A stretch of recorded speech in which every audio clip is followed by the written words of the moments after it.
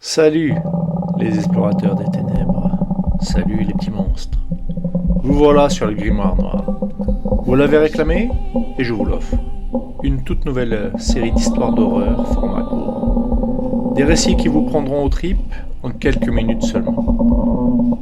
Pour inaugurer cette série, voici La Pêche Maudite, quand la technologie moderne rencontre d'anciennes malédictions. Le mélange peut être explosif. Si cette formule vous plaît, montrez-le moi. Abonnez-vous pour ne pas rater des histoires et likez pour me dire que vous en voulez encore. Et surtout, en commentaire, proposez-moi vos idées. Quel type d'horreur voulez-vous que j'explore dans les prochains épisodes? Horreur technologique, créatures des profondeurs, malédictions ancestrales, etc. Votre grimoire noir s'ouvre. Entrez, si vous l'osez.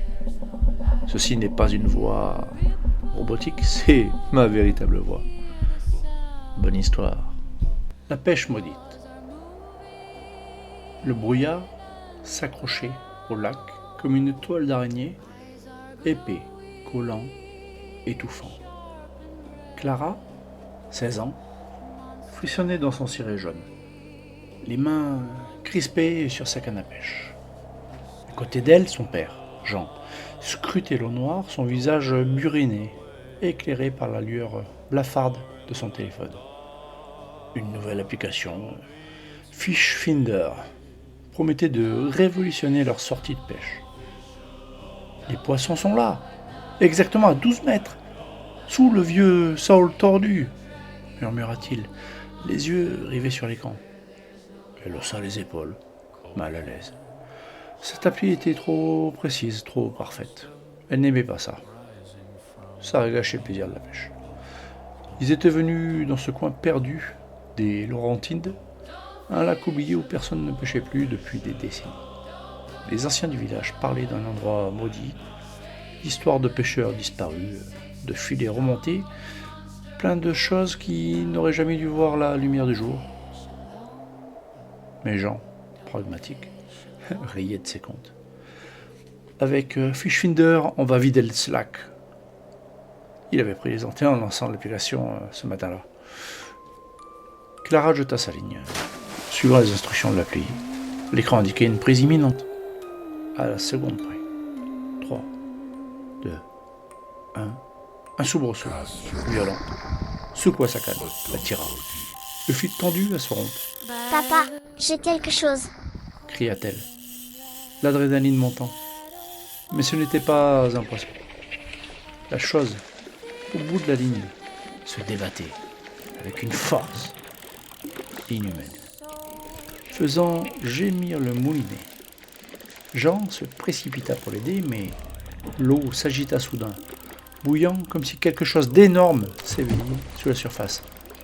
L'hameçon remonta, traînant une masse visqueuse noire comme du pétrole, qui pulsait comme un cœur vivant. Elle hurla, lâchant la canne. La chose éclaboussa le ponton, dégageant une puanteur de chair pourrie et de fer rouillé, avec une légère odeur de lavande. Jean, figé, murmura « C'est pas possible ». L'application émit un bip strident, affichant un message en lettres rouges. Prise confirmée, continuez à pêcher. Le lac s'anima.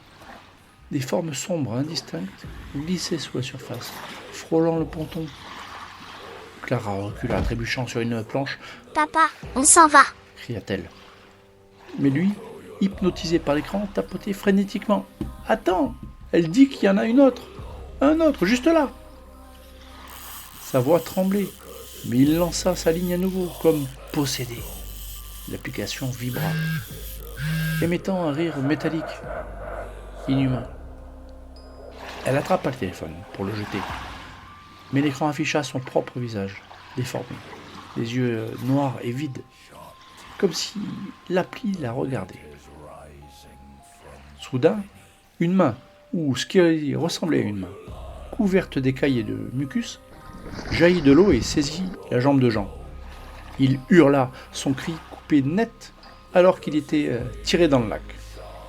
Clara plongea pour l'agripper, mais ses doigts glissèrent sur le ciré trempé. L'eau l'engloutit et le silence retomba, brisé seulement par le clapotis et le bip incessant de Fischfinder. Seule sur le ponton, Clara ramassa le téléphone. L'écran montrait une carte du lac, avec un point clignotant là où son père avait disparu. Un message apparut. Prochaine prise. Clara. 3, 2, 1. Elle sentit une traction sur sa cheville, comme si l'eau elle-même voulait l'avaler. Elle lança le téléphone dans le lac, mais il refit surface, flottant, l'écran allumé, son visage toujours affiché, souriant d'un rictus qui n'était pas le sien. Le lendemain, le ponton était vide. Les villageois évitèrent le lac, murmurant que les poissons avaient encore gagné.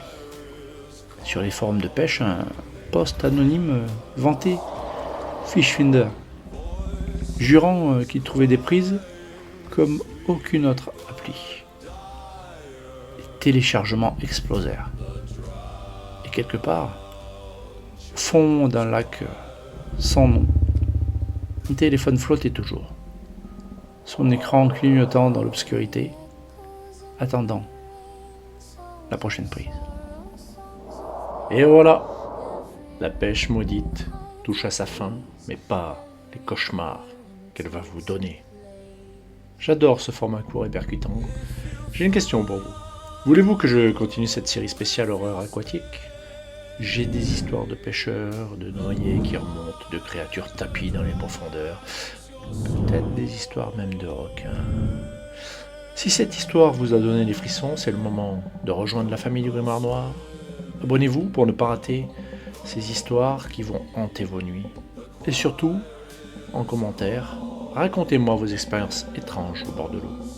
Avez-vous déjà eu cette sensation d'être observé depuis les profondeurs ? Vos témoignages m'inspirent pour mes prochains récits, alors n'hésitez pas. Le Grimoire Noir reste ouvert pour vous. Entrez, si vous osez revenir.